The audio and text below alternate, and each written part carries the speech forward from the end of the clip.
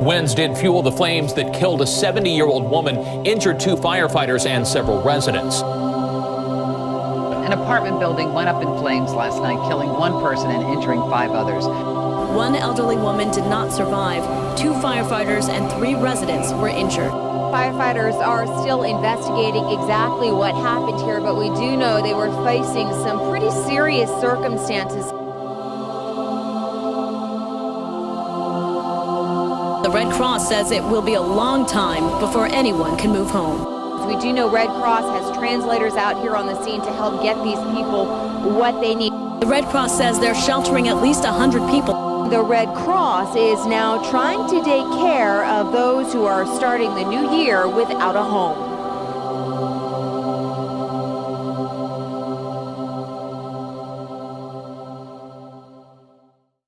Last year, the American Red Cross Southeastern Pennsylvania chapter responded to 858 disasters. This year, we're probably going to pass that number.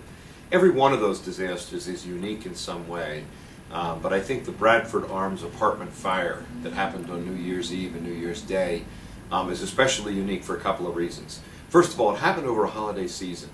That means it's harder to access the other resources, including public sector resources that are usually at the scene to help you respond. It puts even more urgency on Red Cross and its volunteers to be there to take care of the folks who are displaced by a disaster of this magnitude. And in this case, we were talking about 60 units and in the end 93 people who were displaced by this fire. The second reason that this was a fairly unique enterprise for us was that the very first thing we had to do was get interpreters, because it turned out this fire was in the Russian immigrant community part of the Northeast, and a great percentage of these people, almost 90% of them, had real trouble with English. So before our volunteers could even begin to provide care, we had to solve the language barrier. But as so often with Red Cross responses, whatever the issue is, we find a way to resolve it. And you're going to hear some stories now from some of our volunteers and the work they did on the scene to respond to this terrible disaster over a holiday season. When you walk in to an auditorium at the local elementary school and you see 100 people who are desperate for information, and yet we had a communication barrier. Families came out to help and to translate so that the people from the Russian community could understand not only the help and comfort that the Red Cross was providing, but also to hear the words from Commissioner Ayers as he told them about the fire in their apartment and how a life was lost of one of their dear neighbors. My primary responsibility on a disaster scene is coordinating with the press. And so in this particular disaster, I was walking down the hallway inside the Comfort Center, and I saw a man with a very large camera, very professional looking. So my first thought was that it was possible that he was a photojournalist that accidentally made it into the Comfort Center. So I approached him and his wife and introduced myself and said, "Are you residents of the apartment complex?" And as soon as they looked at me, I realized that they were very distraught, very upset. They had just come home from a New Year's Eve party, and so they still had their coats on, and that's why he had the camera. And they literally just walked into their apartment when the alarm rang. So they said that they just had enough time to grab their bird and run.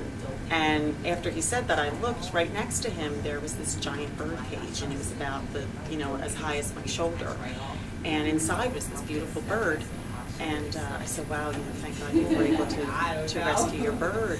And they, agreed with me, of course, but you could see that they were just so upset at what had happened to them. One of our clients that we worked with on a one-on-one basis, we determined had medical needs. And our health services is the division of the Red Cross that has nurses that works with the clients. We then in turn put the client with one of the nurses. The nurses looked around for various pharmacies that would be open on the holidays and the weekends. And we found that was soon to be a challenge because it was New Year's Day when the service center was open. Working with the nurse and working with the caseworkers in the community, we were able to determine that there was another pharmacy that was open to provide that emergency medical medications for the clients. And working one-on-one, the Red Cross did get the client their medication. When I got there, I was interviewing clients, and one particular client was telling me that they had went out to a New Year's Eve party with family and had came back and found that their residence was on fire, which was very horrific for them. And, I felt really bad, but they were very calm, and they just wanted to know if everything was going to be all right, if they were going to have a place to stay, and they just were glad that the Red Cross was there to help them. And I was glad I was there to help them also. When I saw this young couple come running in and actually screaming for their mother, and they found her, you could see that connection. The Red Cross responder was next to the family member. The children were huddling around their mother, and the joy overcame the smell of the smoke, the smell of loss, and the grief that the people were going through in losing a neighbor and in losing all of their possessions. We not only had people who were from Russia and didn't speak English too well, or Ukraine and they needed a translator, but we had I would call it a special needs couple. They were both speech and hearing impaired. And we were able to get a translator who could come in and spend time with the caseworker and the couple in order to meet their needs. One family member came running over to me.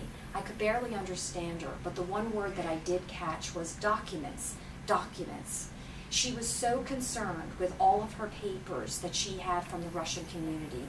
Papers, pictures of family members, and this is what the families, most of them, were looking for. When License and Inspection came over to the Red Cross shelter that we were running, the L&I men and women were able to take the family members and literally escort them across the street back to their water-filled and smoke-filled apartments. And this was of help to them because the families were able to take a plastic bag and put items into the bag. They came back to the shelter and they were overjoyed to have this smoke-filled bag of their most precious possessions. Some of these items were just nothing more than a paper or a photo of a family member that they just cherished. And as they sat in the shelter, some of them rocked back and forth and were comforted by the Red Cross responder. One of the other aspects of the operation that we typically don't see at the scene of the operation is our Emergency Communication Center back at our chapter headquarters.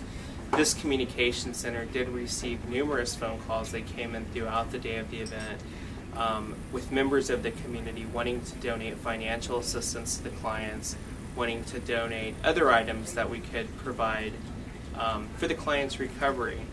And our communications center was able to field those requests and work with us at the service center to ensure that the clients did receive their items, which they could use for part of their recovery process. So if ever you wanted to see Red Cross in action, volunteers and paid staff coming together in a community that we didn't speak the right language, but we were able to bring people in to help us communicate. The family members were helped, they were reunited, and within 24 hours, everyone had a place to stay. Personally, it's very gratifying to me to be able to provide people who have experienced a disaster with the services that we provide. I mean, giving somebody an ear to listen and a shoulder to cry on and some much needed financial assistance when they need it the most. It's why the Red Cross exists. I hope that what you've seen in this short video accomplished two purposes. One, to give you a sense of the kind of work that we do at the Southeastern Pennsylvania chapter of the American Red Cross. This was one disaster. We responded to 858 of them last year. Secondly, I hope that what you've heard from our volunteers also might help to motivate you to donate some of your time, your talent, or your treasure. Thank you.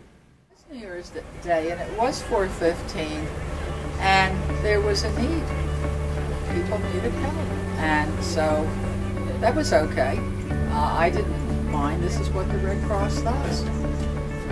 Help can't wait, as they say. So I was there.